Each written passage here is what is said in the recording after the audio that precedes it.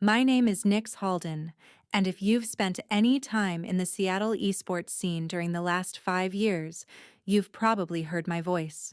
Fast, sharp, and stitched together with more caffeine than blood. I'm 27, an esports shoutcaster who lives in a cramped Capitol Hill apartment above a ramen shop that never closes. The steam from their kitchen seeps into my walls, which means my life always smells faintly like broth and ambition. Seattle isn't a quiet city, not if you know where to listen. It hums with game launches, LAN events, and indie tournaments held in repurposed theaters that look like they're held together by duct tape and hope. And I loved it. Or, I used to. The story of how everything went off the rails starts on a rainy Thursday, because in Seattle, of course it does. It was the semifinals of the Northwest Legends Cup, a mid-tier tournament with high-tier stakes. The arena was buzzing, screens blazing neon colors, and I had my headset on, warming up my voice with tongue twisters while techs ran final checks. My co-caster for the night was Elias Trent, the golden boy of the scene. Perfect hair, perfect smile, perfect network of industry friends who always spoke his name like it tasted expensive. People said we had chemistry on air. What they meant was, I made him sound smarter than he was. But that night, something felt off. Audio check on channel 2? I asked the tech. Channel 2 is clean, he said. Levels look great. I nodded. So why did my stomach feel like it was tied in a knot? The countdown hit 0. The broadcast went live, and the moment I opened my mouth, I heard nothing. Or rather, I heard myself. Split-second delayed, echoing back through my monitor feed like a broken mirror. It completely destroyed my rhythm. I stuttered, tripped over my words, recalibrated mid-sentence. The audience at home heard me glitch like someone who didn't know how to speak into a mic. Nix? Elias whispered, eyes wide with faux concern. Are you okay? I wasn't, because I knew, immediately, that this wasn't an accident. Delayed feedback is a classic sabotage trick, and not just anyone could pull it off.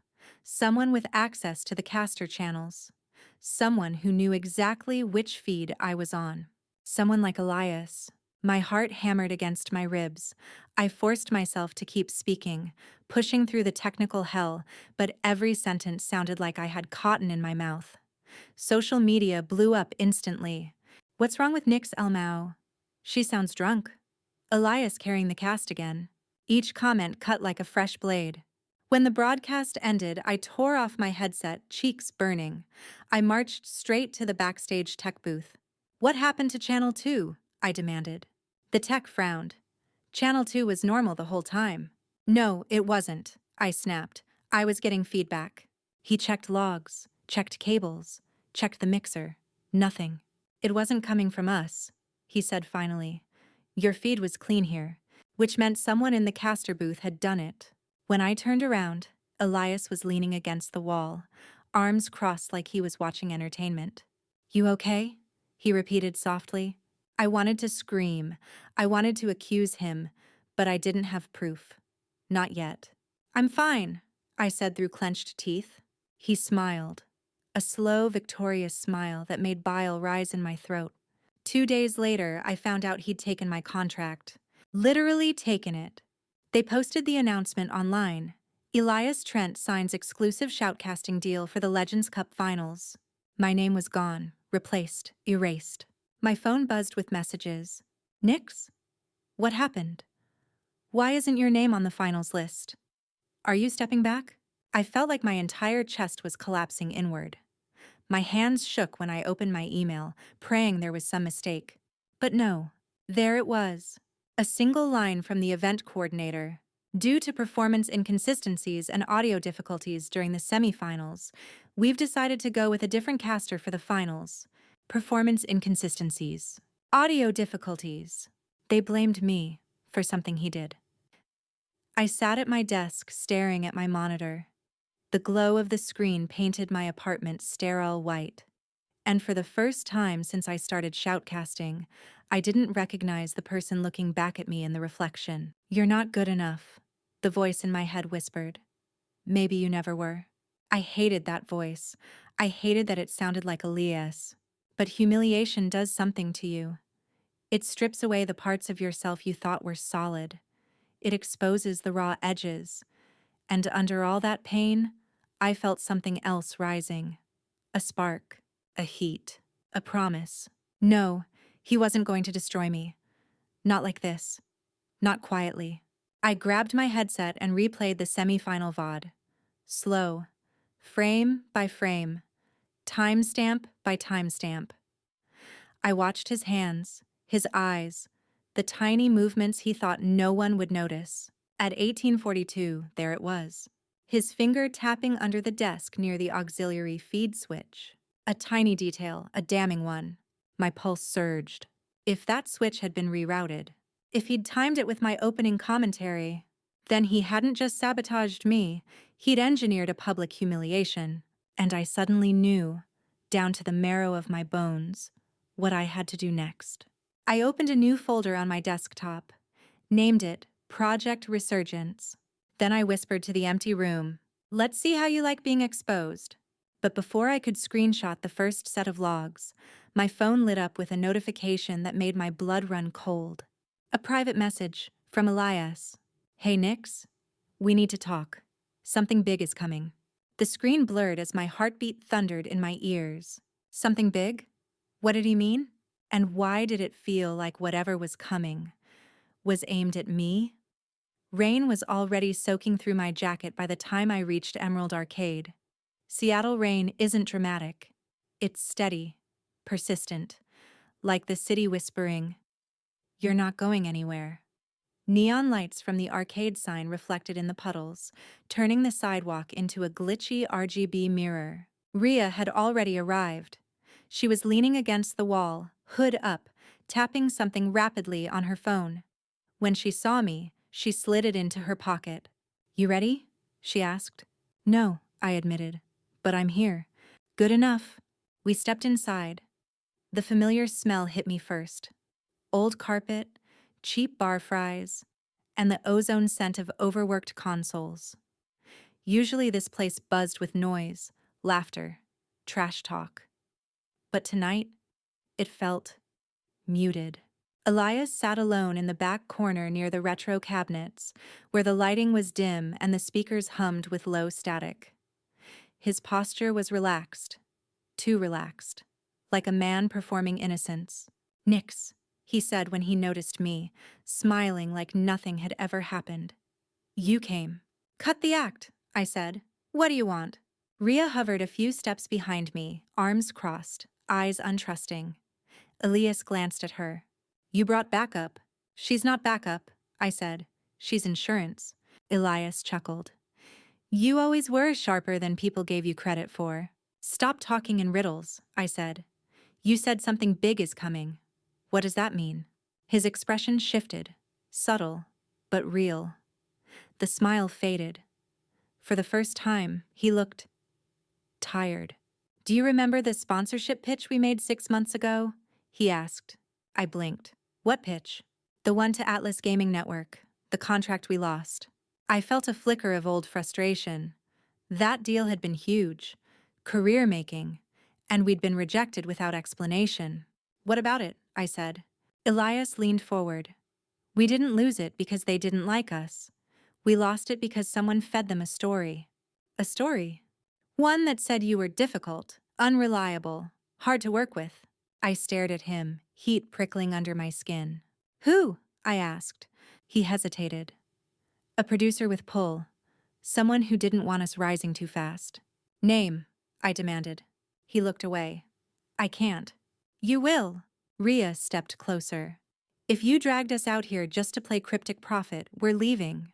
"Wait," he said, lifting a hand. "There's more." I folded my arms, jaw clenched. 2 days ago, Elias continued, that same producer called me. He said the Legends Cup finals would have only one casting slot, and he offered it to me, on one condition. My blood chilled. "What condition?" "That I take you down publicly." My breath stopped. He said if I could prove you were unreliable, if I could get the audience questioning your professionalism, he'd sign me for a year-long deal. My heart pounded like it was trying to crack my ribs open. So you did it, I whispered. You sabotaged my feed. Nix? Don't, I snapped. Don't pretend there was no choice. Rhea stepped beside me, jaw tight. You humiliated her in front of the entire scene. Over a job. Elias shook his head.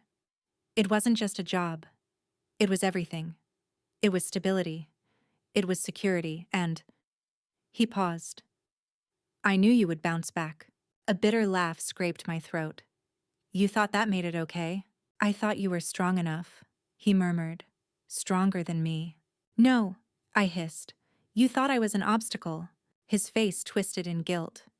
Nix, I never wanted it to go this far. But now the producer… He knows you're trying to gather evidence. He reached out again. I went still, ice cold still. He reached out how? I asked. Through a burner account, through someone on the coordination team. He wants to discredit you before you can expose anything. Rhea frowned. Discredit how? Elias swallowed.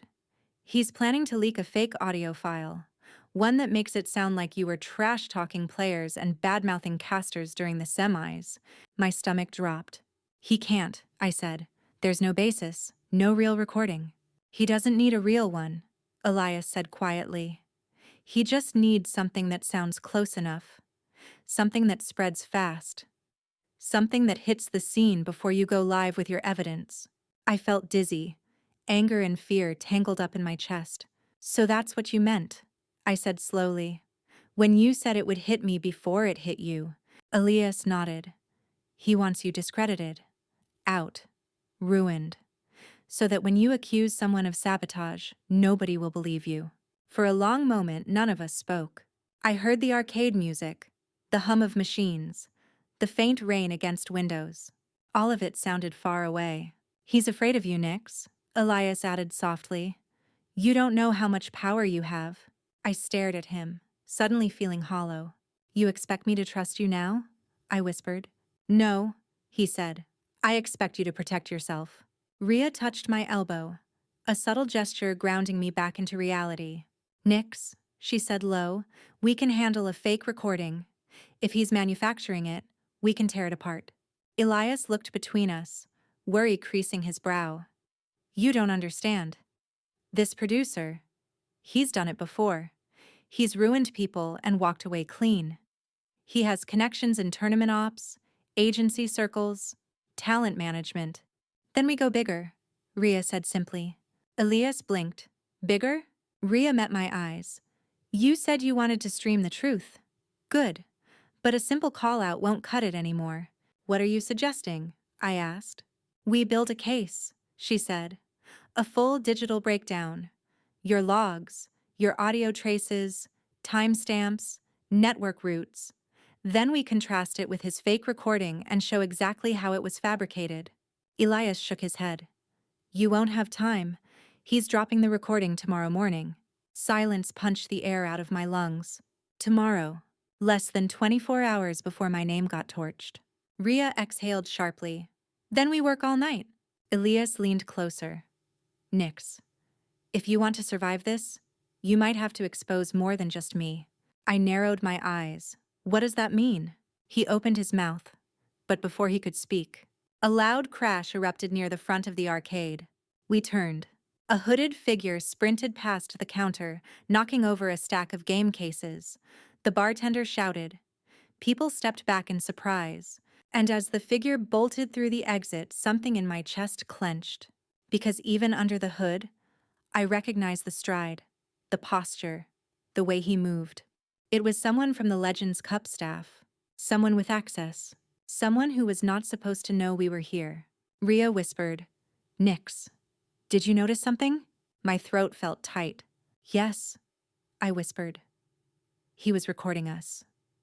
The hooded figure vanished into the rain before any of us could react. A moment later, the arcade slipped back into its normal soundtrack, machines chiming, buttons clicking, neon humming. But my pulse hadn't caught up. It thudded in my ears like a warning siren. Elias stood slowly, eyes wide. You saw that, right? Rhea cursed under her breath. That was a staff badge. Legends Cup staff. My stomach tightened. So someone followed us here. Not someone, Aaliyah said quietly. Someone connected to him. The producer. The invisible puppeteer behind all of this. Rhea grabbed my arm, pulling me toward the exit.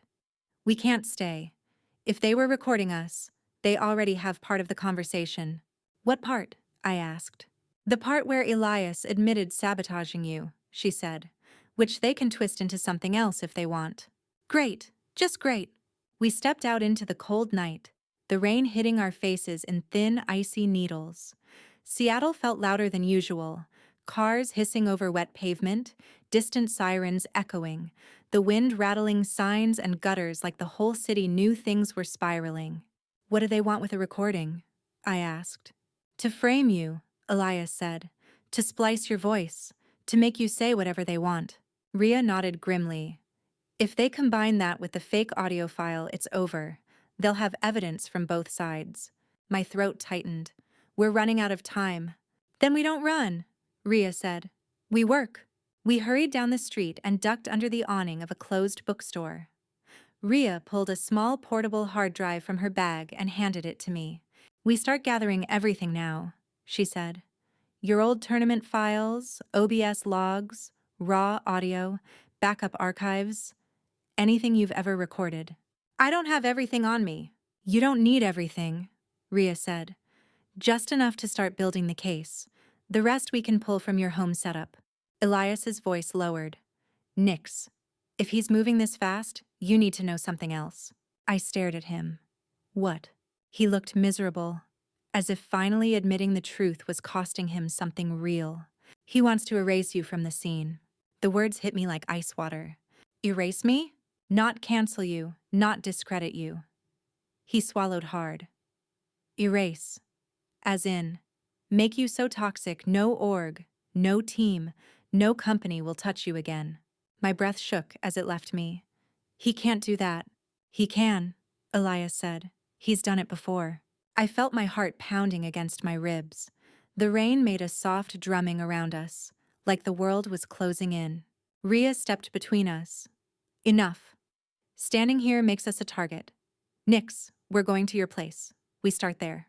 I nodded numbly. As we walked, I couldn't stop replaying everything, my voice glitching on stream. Elias's secret deal. The producer's reach. The fake recording looming over me like an executioner's blade. I hated that I was scared. I hated how small I felt. But buried under the fear, something hotter simmered. Anger. Raw. Stubborn. Alive. I wasn't going to let him break me. Not again. We reached my apartment. 3rd floor, flickering hallway light, door with a lock that only worked on its 2nd try. I shoved it open and stepped inside. My setup sat in the corner, dual monitors glowing soft blue, my mic still on its arm, the LED strips half falling off the wall. This little space had always felt like home. Tonight, it felt like a battlefield. Rhea sat at my desk immediately. Give me your system password. I hesitated only a second before typing it. She dug into my folders with surgical precision, pulling logs, metadata, broadcast files, and backups I'd forgotten I even had. Elias hovered near the door like he wasn't sure he was welcome. He wasn't. But Rhea had a point. He knew things we didn't. After a few minutes, Rhea said, "We have to act fast. By morning, his file drops. And once it spreads, even truth won't fully undo it." How do we stop it? I asked. We don't stop it, she said. We get ahead of it. She pointed at my streaming setup. You're going to go live before he does. My heart jumped. Tonight? Tonight. Elias frowned. She can't go live with half evidence. She won't, Rhea snapped. I'll assemble what we have into a preliminary breakdown. Enough to cast doubt. Enough to make people pause before believing whatever he drops. I bit my lip. But if I go live now, he'll just accelerate his release. He already is, Rhea said. After that guy recorded us? They're panicking. They'll move faster. So we move first. It made sense, terrifying, but logical. I switched on my ring light. My hands shook, not from cold, from adrenaline. Elias stepped closer. Nix, if you do this, the producer will come for you harder. Let him, I said. I'm done playing scared. He winced, but nodded. Then let me help. You've helped enough, I muttered. He didn't argue. Rhea plugged in the hard drive. I'm exporting the waveform comparisons. This will show your actual raw audio during the semis and highlight the injected delay. Once we pair that with timestamps, it'll be enough to make people question the sabotage. I exhaled shakily. Okay, so, I go live. And say what? Rhea glanced at me. Tell the truth. Elias looked away, ashamed. I sat down in my chair, palms damp, heart racing. My streaming dashboard loaded. The Go Live button glowed red, like a warning. Before I could hit it, my screen flickered. Static, then black, then a video window popped up, not one I opened. Rhea jumped to her feet. Nix, don't touch anything. The video began playing automatically. It was me, my face, my voice, sitting right here in this room. But it wasn't real. The voice said things I had never said. Cruel, arrogant things. Trash-talking players, mocking fans, calling out organizers by name. It was the fake audio file, and it sounded terrifyingly real. My blood turned to ice. They're already broadcasting it, Rhea whispered. This isn't a leak, it's a direct push.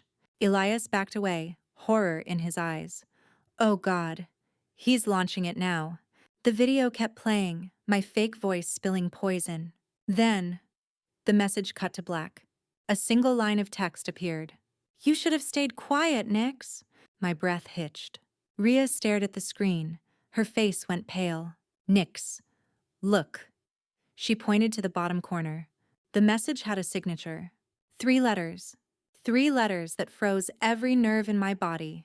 AGN. Atlas Gaming Network. The producer had just declared war.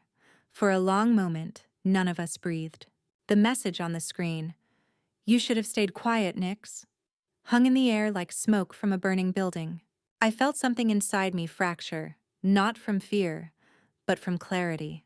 They're not hiding anymore, Rhea whispered. This is a direct threat. Elias paced behind us, running a hand through his hair. AGN just declared open war on you. And they're confident. Too confident. My voice was quiet but steady. Good. That means they're sloppy. Rhea blinked at me. Nix, what are you thinking? I'm thinking they panicked enough to release the fake audio before cleaning it. Rhea's eyes widened. Which means there may still be artifacts, imperfections, glitches. Something we can use, I said. Rhea spun back to my desk and began downloading the fake file directly from the stream injection window. Her fingers flew over the keyboard, furious and precise. Elias stared at the screen. I can't believe he went this far. Nix, that recording is everywhere right now. People are already posting it. My phone buzzed violently on the desk. Twitter mentions exploding, Discord DMs piling up, TikTok clips cropping my fake voice out of context. I ignored all of it. Rhea, I said, tell me you can tear this apart. She cracked her neck. If this was made fast, I can find the stitches. AI vocal models always leave fingerprints. Elias exhaled shakily. Then what? Even if you prove the audio fake, AGN still has influence. Influence doesn't beat evidence, Rhea said. But yes, they'll fight back. I took a deep breath. Long, slow, steadying. I'm not uploading a breakdown, I said. I'm not posting screenshots. I'm going live, tonight. Elias stared at me in disbelief. After this? Nix, people are tearing into you online. All the more reason to show my face. Rhea nodded. It's risky, but it's also the only move they won't expect. Because they expected me to hide, to panic, to disappear quietly. Not tonight. Rhea worked non-stop, isolating segments of the fake recording, comparing pitch drift, spectral noise, breath patterns. Within minutes, she found the first flaw, a digital hiccup in a moment where I inhaled too sharply. There, she said. Real voices don't do that. Not like this. Can you show it visually? I asked. She smirked. I can turn it into a neon billboard. She started generating a visual spectrogram, the fake audio glowing in harsh, unnatural colors. It looked like a forged fingerprint, obvious once you knew what to look for. Elias hovered near the door again, torn between guilt and fear. "You're going to turn the whole community against AGN," he said softly. "You understand that, right?" "They turned first," I replied. "I'm just answering." He squeezed his eyes shut, then spoke. "Nix, the producer. He's not working alone. There are other names behind him. Sponsors, investors, people who benefit from controlling who gets visibility. Then they can watch too," I said, "and they can hear the truth." Rhea hit the spacebar. "It's ready." I swallowed, throat tight. "Set up the scene," I said. She brought up OBS on my monitor. The layout was simple. My camera, the spectrogram side by side, the proof ready to roll in real time. I sat down, adjusted my mic, took a breath. But before I could hit go live, Elias suddenly grabbed my wrist. "Wait." I jerked my hand away. "Don't touch me." He stepped back instantly, palms up. "Sorry, I need to tell you something before you go live." Rhea glared at him. "You're out of moves, Elias. Say it or leave." He swallowed hard. He looked genuinely afraid now. "Nix, the producer isn't just trying to kill your career?" My heart thudded. "He's trying to make you the scapegoat for something bigger." Rhea frowned. "Bigger how?" Elias's voice dropped. "He's being investigated, quietly, for misusing sponsor funds and falsifying broadcast analytics. If those investigations go public, he loses everything, and so do the people protecting him."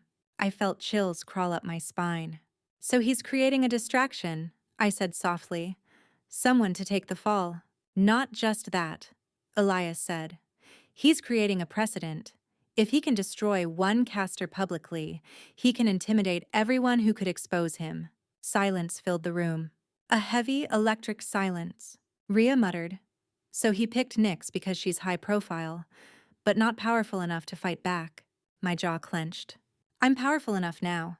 Elias nodded slowly. "Yes, and that's why he's afraid." Rhea stepped beside me. "Then we go live. Right now. Before he can fabricate anything else." I hovered the mouse over the Go Live button. My hand no longer shook. I was ready. But then, a loud bang echoed from the hallway. All three of us froze. Footsteps, heavy ones, coming closer. Rhea's eyes darted to the door. "Did you invite anyone else?" I shook my head. "No." Elias's face lost all color. "Nix. He wouldn't." The footsteps stopped right outside my apartment.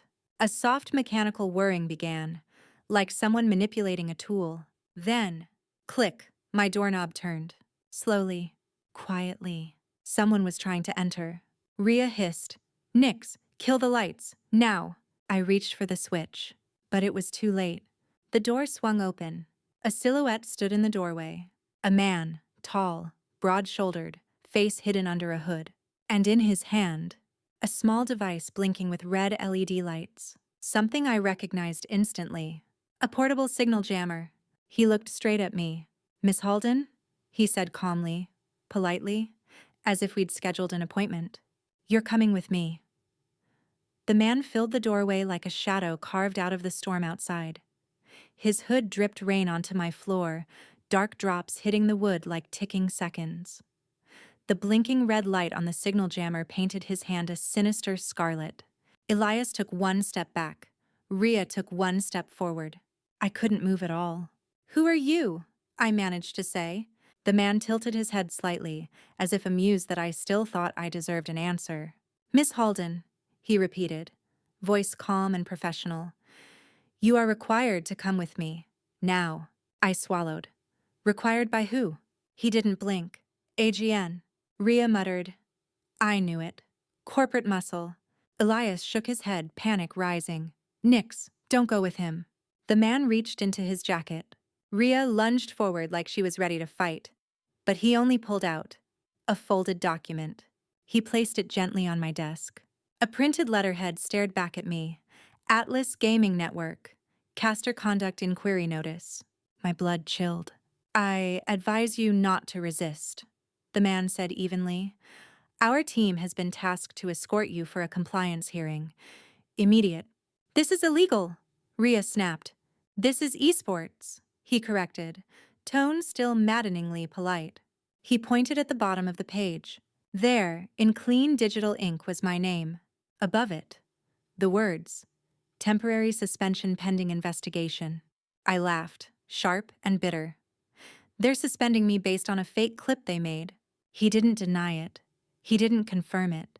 He simply stood there, waiting, like a machine programmed for one task. I'm not going anywhere, I said. The man sighed softly, almost disappointed. I was instructed to inform you that refusal will be reported as non-cooperation, which may escalate to permanent disqualification from all AGN-affiliated events. My heart hammered so hard I thought he might hear it. Permanent disqualification. That was their endgame, erase me from the entire scene. Rhea stepped in front of me, blocking his view. She's not going with you.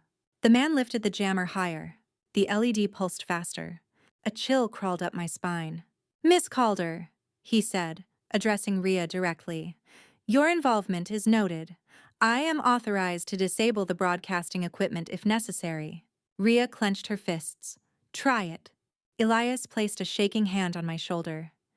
Nix, we can't let him take you. If AGN gets you in a private hearing, they'll twist everything. You won't walk out with your reputation, or your evidence.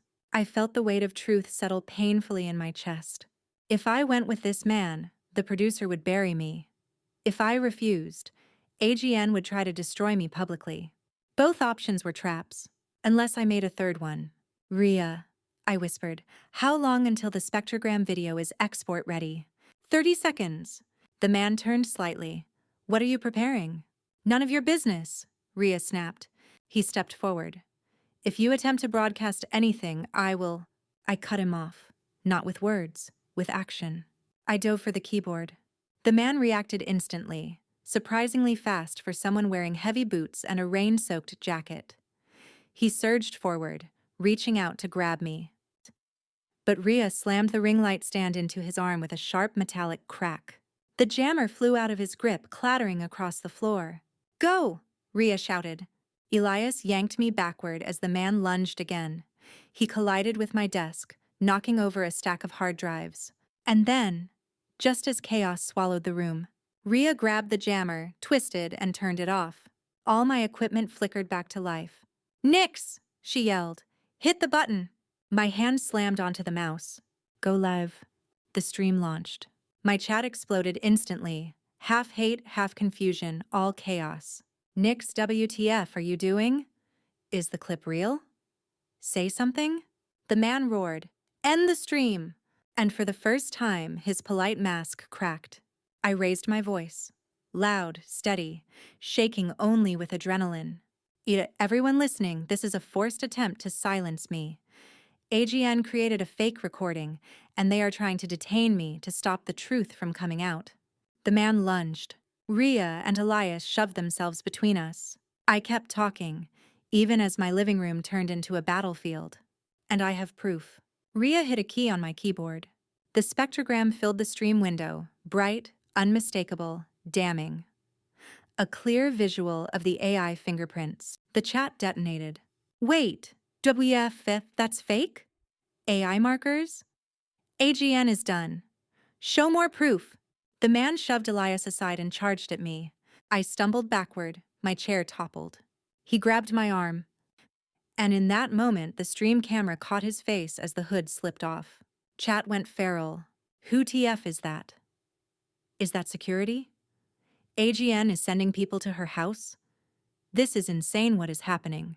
His grip tightened. End the stream, he hissed. I looked him dead in the eyes. No. He raised something. A small black cylinder. My heart stopped. A stun gun. Rhea screamed, Nwex, down! He lunged. A flash of blue sparks. A crack of electric air. My vision burst into white. And then everything went dark. I woke to darkness. Thick, suffocating darkness, like being buried under wet soil. For a moment, I couldn't tell if my eyes were open or closed. My head throbbed with an electric ache, a deep buzzing under my skull where the stun gun had kissed me. I inhaled sharply. Bad idea. My ribs screamed like they'd been kicked. Then sound filtered in. Dull, distant, mechanical. A humming generator, a dripping pipe, footsteps, and underneath it all, a faint vibration, like a server rack running somewhere nearby. I forced myself to breathe steadily. The air smelled like cold concrete and old wiring. Wherever I was, it wasn't my apartment anymore. A dim light flickered on above me, weak and yellow, barely enough to outline the room. A storage warehouse? Basement? Hard to tell. The walls were thick, industrial, sound dampened. My wrists were zip-tied to a metal chair. Oh God. Panic shot through me like a second jolt of electricity. I twisted, pulling at the restraints, but the plastic bit into my skin. "Hello?" I croaked. "Is anyone?" A door creaked open. I froze. Heavy boots crossed the floor. Then a figure stepped into the light. Not the man with the stun gun. Someone worse. Someone I recognized. Tall, tailored suit. Calm eyes that looked dead behind expensive glasses. The AGN producer. He smiled without warmth. "Miss Holden," he said. "Awake at last. Good. We have business to discuss." My throat tightened. "You kidnapped me." He waved a hand lazily. Such a dramatic word. "I prefer relocated. You were about to broadcast defamatory claims during an active investigation." "It wasn't defamation," I spat. "I was showing proof." "Fake proof," he corrected. "From a rogue engineer and a disgraced caster attempting to save face. Rhea, Elias." He was talking about them like they were criminals. My anger flickered hotter. "You sent a man to my apartment," I said. "You tried to shut down my stream." He didn't deny it. "Your stream reached 60,000 viewers before it cut," he said. "Impressive numbers. Unfortunately for you, they didn't see enough to matter." My blood ran cold. "What do you mean cut?" I whispered. He leaned in slightly. "We intercepted your broadcast." I went still. Completely still. My voice cracked. "You shut it down?" He smiled again. "We replaced your stream feed with a black screen. To the public, it looked like a crash. Happens all the time." My stomach dropped. "No," I whispered. "People saw the spectrogram. They saw him. They saw—" "Oh, they saw something," he said, amused. "And they're already being told it was fabricated by you and your accomplices." My heart thudded painfully. He stepped closer, hands clasped behind his back. "You're talented, Nix. Truly. But you don't understand how this industry works. Narratives are fragile. Reputation is currency. And right now, the currency is in my pocket, not yours." I glared at him. "I'm not afraid of you." "You should be." He said it so casually that it chilled me more than shouting ever could. He reached into his coat and pulled out a tablet. He tapped the screen, then turned it toward me. A video played. My apartment. Destroyed. Hard drives smashed. Monitors shattered. The camera panned slowly across the wreckage like a documentary of a crime scene. "No," I whispered. My heart cracked. "My files. My logs. All gone," he said. "Anything that could have helped your case. Erased." I felt sick. He continued flipping through files on the tablet. Then he opened social media. My name was trending, but not in a good way. Yikam, Nix Holden exposed. Toxic caster. Fake apology coming. Every tag was venom. Dozens of large streamers and industry figures were already weighing in. Condemnation, jokes, call-outs. None of them had the full story. They were reacting to AGN's version. My version had been buried. My eyes burned. "You did this," I said. "You orchestrated all of it." "Of course," he replied lightly. "Control the narrative. Control the outcome." "Why me?" My voice cracked. "Why target me?" Finally. A flicker of calculation crossed his eyes. "Because you were getting too popular. Too fast. And because someone needed to take responsibility for certain financial discrepancies." My brain froze. "You're scapegoating me for your crimes." He shrugged. Scapegoats are rarely volunteers. You're not getting away with this, I hissed. Oh? He asked, amused. How will you stop me? Nobody is coming. The jammer is active. Your phone has been destroyed. And your evidence is gone. I clenched my jaw so tightly it hurt. He moved behind me, speaking softly near my ear. Let me be clear, Miss Holden. Your role from this point forward is simple. You will issue a public statement accepting full responsibility for the misconduct. You will claim the audio was real. You will apologize to AGN and step away from casting indefinitely. And if I don't, his breath ghosted my neck. Then your friends go down with you. Miss Calder, Mr. Trent, and anyone else who tries to help. I felt ice flood my veins. He started walking toward the door. We'll record your statement in 1 hour. Use the time to consider your options. Pain makes people impulsive. Don't be impulsive, Nix. The door closed. The lock clicked. Silence. Then, a whisper. Nix. My eyes shot open. Behind a stack of crates in the corner, a shadow moved. Someone stepped into view. Someone I never expected to see here. Someone who shouldn't have been able to get in. It was Rhea. Her face bruised, her clothes dirty, her eyes blazing. She pressed a finger to her lips. Stay quiet, she mouthed. I'm getting you out. For a moment, I thought my mind was hallucinating her. Rhea, bruised, dusty, limping slightly, but alive. Real. She crouched beside the crates, motioning me to stay quiet. Her expression was fierce, all sharp lines and stubborn fire. How did you get here? I whispered, voice raw. She kept her finger pressed to her lips before leaning closer. I followed them, she mouthed. Not the smart plan, but here we are. Tears pricked at my eyes. He smashed my setup. Everything. It's all gone. Rhea's jaw tightened. I know. I saw the mess when I got there. But listen, your files, logs, footage? She tapped her side pocket. Not all of it was in your apartment. My breath hitched. What do you mean? Rhea pulled out a tiny drive, the same one she had plugged into my PC earlier. Your raw audio files, the delay logs, the spectrogram project. I had synced half of it during export. They didn't touch these.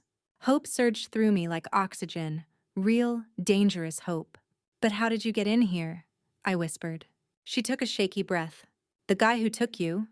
He came through the side loading dock. I stayed out of sight. Saw the door code. Got in while they dragged you down. Almost got caught twice. You could have been hurt, I whispered. She smirked. I was hurt. But I've had worse debugging sessions. Even in the darkness, even on the edge of disaster, she managed to joke. God, I needed that.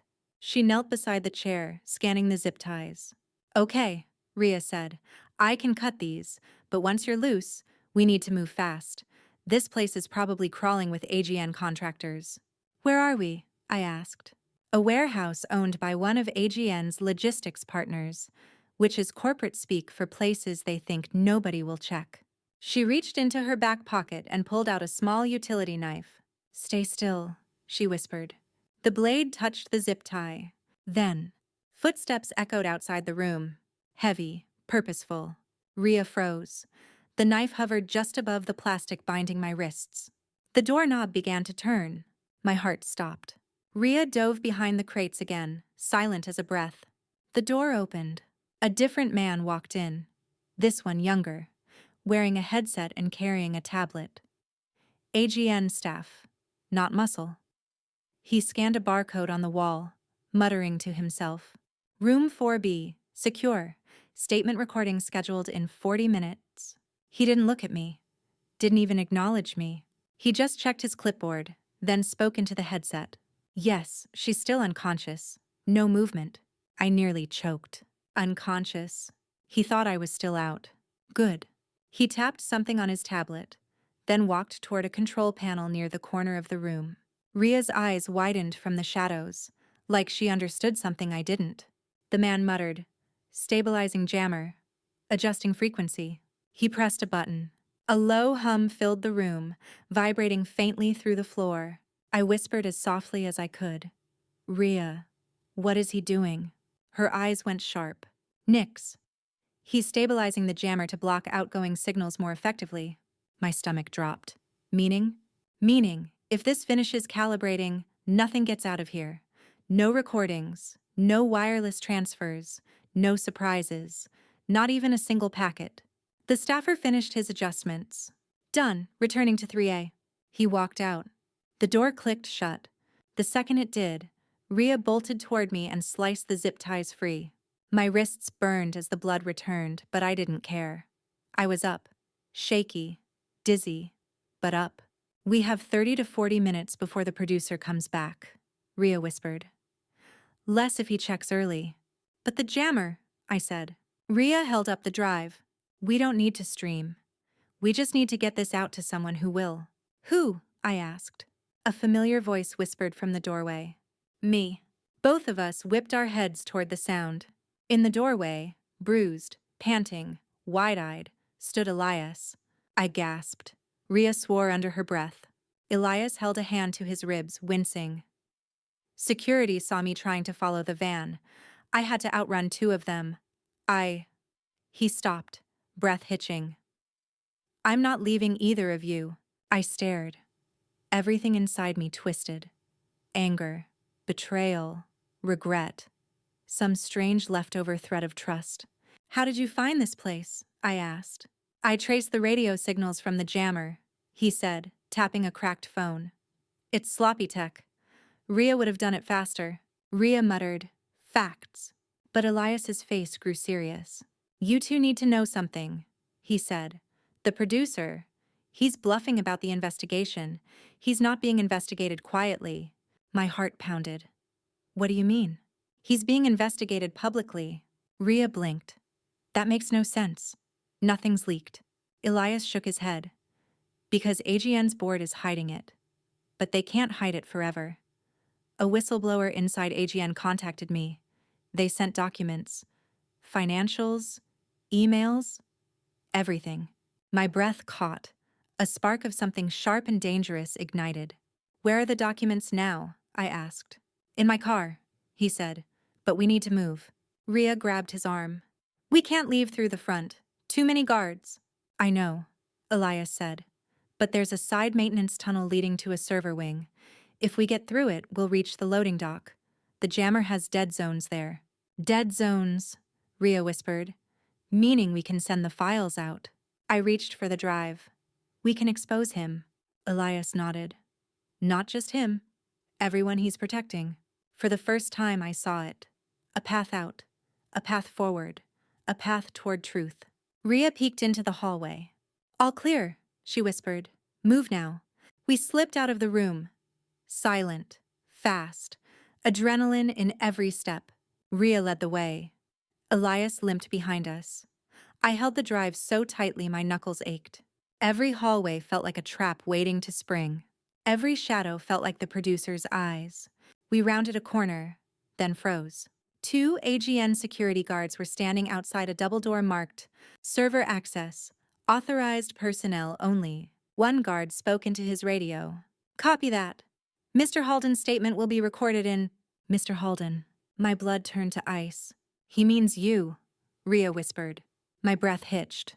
Elias leaned closer. Nix, they're preparing to force your confession right now. And then... The guards turned toward us. Their eyes narrowed. You three, stop right there. The hallway froze. 2 AGN guards, broad-shouldered armored vests, comms blinking at their collars, stood like concrete pillars blocking our only escape route. Their hands hovered just inches from their holsters. Stop right there, the first guard repeated, stepping forward. My pulse spiked. Rhea grabbed my arm. Elias tensed, ready but terrified. The second guard narrowed his eyes. You three aren't authorized in this wing. Identify yourselves. Rhea muttered under her breath. Yeah, let's just tell them we're here to leak corporate corruption. That'll go great. Elias whispered. We need to bluff. No, I said quietly. Bluffing won't work. Not with guards trained to follow protocol. My mind raced. Fast, desperate, calculating. The air throbbed with the low hum of the jammer deeper in the warehouse. Time felt like it was collapsing. The guard lifted his radio. Control, we have 3 unidentified individuals approaching the server access hallway. No, Elias hissed. He stepped forward with both hands raised. Wait, I'm Elias Trent. I'm a caster with AGN. Check your system. I'm in the registry. The guards hesitated, suspicious. But they checked. One tapped quickly on his handheld device. A beat. Another, then. Trent confirmed. But instead of relaxing, the guard's eyes sharpened. You're on a restricted list, he added. Flagged for temporary detainment. Elias paled. What? Before he could react, the guard reached for his cuffs. Rhea cursed. No, no, no, Elias. And then Elias did something I absolutely did not expect. He charged. A quick, desperate shoulder slam into the guard's torso. The guard stumbled. Not far, but enough. Run! Elias shouted. Rhea yanked my wrist. We bolted down the hallway as the second guard grabbed Elias, slamming him against the wall. Go! Elias yelled again, gritting through pain. I'll hold them. Go! No! I screamed. Elias! But Rhea didn't stop. She dragged me violently around the corner. Behind us, thuds, shouting. A painful groan that twisted my stomach. We sprinted down a dim service corridor lined with pipes and flickering lights. Rhea's breath was ragged but determined. He bought us time, she gasped. We can't waste it. I swallowed hard. He might get seriously hurt. He knows that, she said. He did it anyway. The truth of it hit me like a punch. Elias was trying to save us. Really save us. And the guilt of everything between us burned hot under my ribs. We reached a locked maintenance door. Rhea dropped to her knees, pulling out a multi-tool. I can hotwire this, she said. 30 seconds. We don't have 30 seconds. Footsteps thundered behind us. My heart jumped into my throat. Rhea worked frantically. Wires sparked. Metal clicked. She cursed, twisted, tried again. Hurry, I whispered, voice shaking. I know, she hissed. A distant voice echoed. They went this way. I pressed my back against the door, gripping the USB drive so tightly it dug into my palm. They're almost here, I whispered. Rhea's eyes darted up. Then buy me 10 seconds. How? She shoved something into my free hand, a fire extinguisher. You're smart. Figure it out. I stared at the extinguisher. The footsteps grew louder. My pulse roared in my ears. I exhaled hard, then charged back down the hallway. Rhea gasped. Nix, what are you doing? I didn't answer. At the corner, 2 guards appeared, already mid-sprint. When they saw me, their eyes widened. There, don't let her... I yanked the pin and blasted the extinguisher. A violent white cloud exploded forward, blinding everything in front of me. The guards shouted, stumbling backward. I kept spraying, creating a thick, suffocating fog that swallowed the corridor. My lungs burned, but I pushed through it. Rhea, now! I screamed. Behind me, click. The maintenance door unlocked. NYX, move! I dropped the extinguisher and sprinted through the cloud, coughing, eyes burning. I dove through the door just as Rhea pulled it shut. She slammed the lock. Fists pounded on the other side.